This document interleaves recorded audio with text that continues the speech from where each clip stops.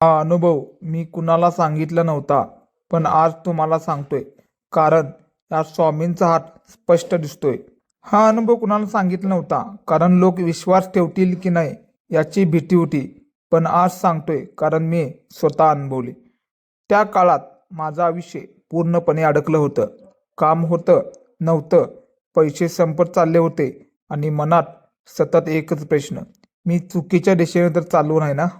रोज सकाळी उठल्यावर छातीत जडपणा वाटायचा. कोणाशी बोलावंच वाटत नव्हतं. देवावर विश्वास होता, पण उत्तर मिळत नव्हतं.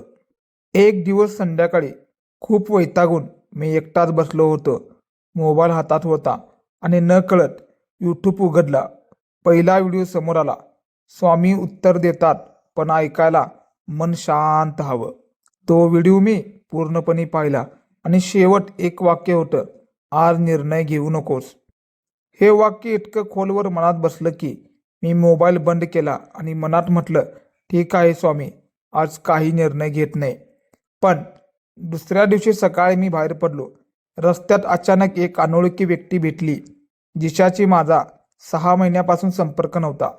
ती व्यक्ती म्हणाली, काल मी तुझ्याबद्दल विचार करत होतो. एक संधी आहे, पण लगेच निर्णय घेऊ नकोस. त्या क्षणी माझ्या अंगावर अक्षरशः शहारा आला. काल रात्री ऐकलेलं वाक्य, आज निर्णय घेऊ नकोस. मी त्या संधीसाठी थांबलो. घाई केली नाही आणि काही दिवसात कळालं, तो निर्णय जर त्या दिवशी घेतला असतं तर माझं मोठं नुकसान झालं असतं.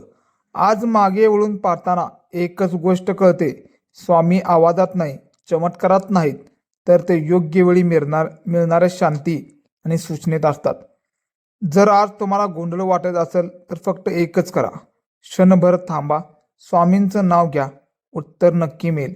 कृपया आपण सबस्क्राईब करत नाही आहेत, कृपया आपण सबस्क्राईब करून सहकार्य करावे. बोला श्री स्वामी समर्थ.